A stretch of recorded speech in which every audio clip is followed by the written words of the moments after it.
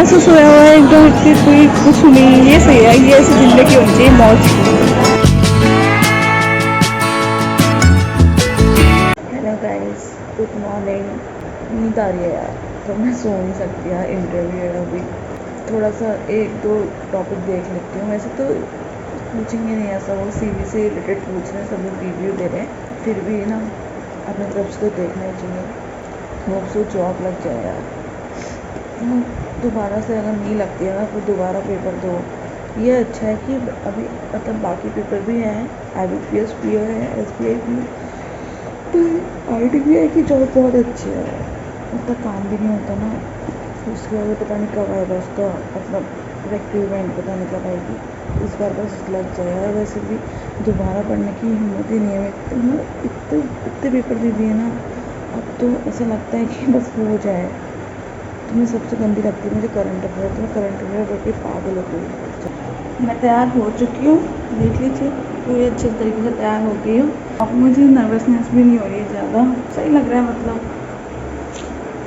तो आप देखते हैं कि क्या होता है वहाँ जाकर। अभी 9 बजे की रिपोर्टिंग टाइम है, अभी 8 बज रहा होगा, 9 बजे जाएंगे वहाँ पर। उसके बाद DV होगा, फिर उसके बाद से फिर पता नहीं मेरा नंबर कब आएगा, 6:30 तक, 6:30 PM तक वैसे इंटरव्यू हैं, पर अब पता नहीं नंबर कब आएगा। अगर 6:30 PM तक इंटरव्यू होते हैं तो फिर रात की ट्रेन से जाना पड़ेगा। 12:45 की ट्रेन है शायद, वो भी बरेली तक पहुँचाएगी। और अगर उससे पहले हो जाता है तो 4:30 बजे की ट्रेन या 6:30 बजे की ट्रेन पे हम चले जाएंगे। वैसे मुझे बड़ा अच्छा फील हो रहा है, पता है, फॉर्मल्स पहन कर ना, ऐसा लग रहा है कि उसी ऑर्गेनाइजेशन में काम करती हूँ। हमारा ब्रेकफास्ट आ चुका है, देख लीजिए, पराठे और दही। मैं निकल गई हूँ अपने रूम से, चेकआउट कर लिया है, तो अब मैं जा रही हूँ अपना इंटरव्यू देने के लिए। ये मेरी फाइल है, तो अब चलते हैं। विश मी लक यार, बहुत ज़रूरत है लक की। मेरा इंटरव्यू तो हो गया है, अब पता नहीं कैसा गया है। मेरे को तो लग रहा है ठीक नहीं गया है, या पता नहीं, अब तो रिजल्ट ही बताएगा। मेरा फर्स्ट इंटरव्यू था ना, तो मैं थोड़ा सा डर रही थी, देखते हैं क्या होता है। चलो फिलहाल मैं आपको दिखाती हूँ कि यहाँ पर कैसा है, अरेंजमेंट कैसा है। अरेंजमेंट तो वैसे इतना नीचे उन्होंने ब्रेकफास्ट भी दिया, इतनी लग रही थी अच्छा, उन्होंने ब्रेकफास्ट दिया, और लंच का पता नहीं क्या है। गाइस आपको मैं एक चीज़ दिखाती हूँ, ये इतना बड़ा होटल है, आपको दिखाती हूँ। और तो यहाँ पर एक बार कैलकुलेट करना कि इसमें कितने रूम्स हैं, इतने सारे रूम्स हैं यहाँ पर। देखो यहाँ पर सब कुछ बहुत सही है। तो अभी हम रॉयल कैफ़े में आए हैं, ये लखनऊ की एक मतलब बहुत फेमस जगह है, फूड बास्केट मिलते हैं यहाँ पर। मैं आपको दिखाती हूँ। ये मेरा एक फ्रेंड है और ये मेरी फ्रेंड है। तो अभी हम खाते हैं, भूख लग रही है। इंटरव्यू तो ऐसे ही हुआ है, पता नहीं, देखते हैं कैसे मार्क्स आते हैं। तो अभी भूख लग रही है, बस खाते हैं, खाना में नो कॉम्प्रोमाइज़। ये देखिए, ये है लखनऊ के फेमस बास्केट चाट। पहली बार ट्राई कर रहे हैं, देखते हैं कैसा होता है।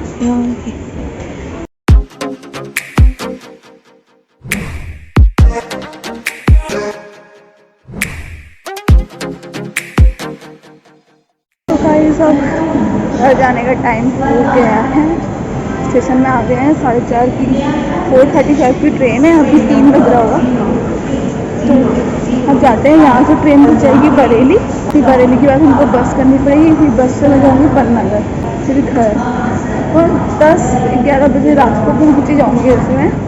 तो गाइस मैंने एक चीज़ देखी ना, एक भी खाते पे कुत्ता देखा मैंने सामने, तो प्यार से सोया हुआ है, इतनी सारी भीड़ जा रही है, फिर प्यार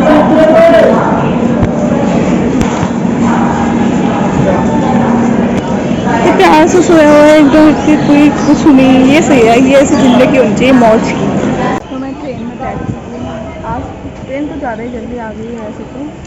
देखते हैं कब चलते हैं। 4:35 की 4 बजे तक आ गई है। तो यार हमको यानी सीट जनरल में करानी पड़ेगी। जनरल में तो गंदा लगता है, इतने सारे लोग होते हैं ना, तो अच्छा नहीं लगता है। तो स्लीपर में AC नहीं जाना चाहिए। बहुत ज़्यादा थक गई हूँ गाइस, ट्रेन चल रही है सफ़र पर यार, बहुत टाइम लग गया। तो इसके आगे की स्टोरी मैं आपको बताऊंगी। इसके बाद हमारे साथ क्या हुआ था कि हम दोनों, मैं और मेरी फ्रेंड अनुष्का, हम लोग ट्रेन पे बैठे थे। तो ट्रेन पे बैठे थे तो पहले पता है, पहले वो ट्रेन पे जो हमारी सीट थी, मतलब जो ट्रेन में, वो मेरी और उसकी मतलब अलग थी, आमने सामने थी, मतलब अल्टरनेट में। तो पहले तो हम लोग अपनी सीट में नहीं बैठे थे, वो ऊपर बैठी थी जो सीट कहते हैं स्लीपिंग वाली होती है, मैं नीचे बैठी थी। उसके बाद पता नहीं क्या हुआ, उसके बाद वो नीचे आ गई, फिर लोग उतरे उतरे होंगे तो हमारी नीचे की जो आमने सामने होती है, जो डोर के बगल में होती है, वहाँ वाली खाली हुई, तो वो वहाँ बैठ गई जहाँ डोर है और मैं उसके सामने बैठ गई। तो मैं क्या कहते हैं, मैं नेटफ्लिक्स देख रही थी और वो अपने पापा से फ़ोन में बात कर रही थी। तो एक जगह ट्रेन रुकी थी, तो अचानक से ट्रेन, एक आदमी आया वहाँ से, एक बच्चा आया, मतलब बच्चा ही था वो, 17-18 साल का होगा। वो आया और वो मतलब पूरी ट्रेन का चक्कर लगाने लग गया। तो उसके बाद जैसे ट्रेन चल रही थी, तो वो आया और जैसे ट्रेन मतलब थोड़ी बहुत चली, उसने क्या करा, हम उसका बात कर रहे थे अपने पापा से, तो उसने जैसी ट्रेन चली उसने उसका मोबाइल छीन लिया और वो मतलब कूद गया ट्रेन से और जंगल में भाग गया। तो मतलब उस टाइम ऐसा हो गया था, मैं उसके सामने थी, मतलब मुझे धक्क हो गई, मतलब मैं पूरी काँप गई थी कि अचानक से क्या हुआ। वो एकदम चिल्लाने लग गई और मतलब मेरा फ़ोन खो गया, ऐसे चिल्ला रही थी। तो मतलब मैंने ना पहली बार देखा ऐसा, तो मैं आपको बता नहीं सकती कि मुझे ऐसा फ़ील हुआ। अब तो मैं इतनी सावधान हो गई हूँ कि अभी जैसे मैं बाहर भी जाती हूँ तो कभी मोबाइल यूज़ नहीं करती। तो मतलब आप कभी भी ट्रेन में जाते हो, अगर जनरल में जाते हो, हम जनरल में गए थे उस दिन आते समय, तो कभी भी अगर जनरल में जाते हो तो ट्रेन जहाँ रुकती है वहाँ बिल्कुल यूज़ मत करना। अगर आप एक तो आप अगर किनारे बैठे हो या डोर के पास बैठे हो, किनारे बैठे हो, तो बिल्कुल यूज़ मत करना, और खिड़की के बगल में भी यूज़ मत करना, क्योंकि बहुत होता है ऐसा। और फिर उसके बाद हम लोग बरेली तक हमारी ट्रेन थी लास्ट, तो उसके हमने एफ आई आर कराई, तो उसमें बहुत लेट हो गई थी। उसके बाद बस मिली, बस मिलने में भी थोड़ा टाइम तो नहीं लगा, मैं डायरेक्ट मिल गई थी ऐसे, ऑटो में टाइम लग गया था। उसके बाद फिर क्या ही बनाती, मूड सब ख़राब हो गया था फिर सबका ही, तो मैंने बनाया नहीं। फिर रात के 1 बजे मैं घर पहुंची, फिर मैं आके सो ही गई थी जस्ट। लेकिन मैं एक बात ज़रूर कहना चाहूँगी, जो ट्रेन में लोग थे ना वो बहुत सपोर्टिव थे। मतलब जब उसका मोबाइल खोया तो इतनी भीड़, मतलब बहुत ज़्यादा भीड़ लग गई, आगे दूसरे डिब्बे से लोग आ रहे हैं और मतलब बता रहे थे कि ऐसा नहीं करना चाहिए, वो सब कुछ कि ऐसे मोबाइल मत यूज़ करा करो। फिर एक अंकल तो ये भी बोल रहे थे कि जो होना होता है हो जाता है, वो ऊपर बैठी थी फिर नीचे आई और फिर उसको वहीं जाना था, तो मतलब उसका मोबाइल खो नहीं था, ऐसे ऐसे बोल रहे थे। लेकिन अब जो हो गया ऐसा, इससे तो हमको वैसे एक लेसन ही लेना चाहिए कि ऐसे हमको यूज़ नहीं करना चाहिए ऐसे। तब से तो मैं बहुत ज़्यादा ही सतर्क हो गई हूँ, एकदम सावधान रहे, सतर्क रहे। और फिर ऐसे तो मेरा मोबाइल भी जा सकता था मतलब आराम से ईज़िली, क्योंकि मैं भी मोबाइल में मतलब नेटफ्लिक्स ही यूज़ कर रही थी उस टाइम। तो पता नहीं बचा लिया भगवान ने, लेकिन उसका चले गया। लेकिन हमको इससे यही लेसन लेना चाहिए कि हमको कभी भी ऐसे पब्लिक प्लेस में, मतलब जनरल में तो हमको बिल्कुल मोबाइल यूज़ नहीं करना चाहिए। मतलब अगर ट्रेन रुकती है तो बिल्कुल ना करें।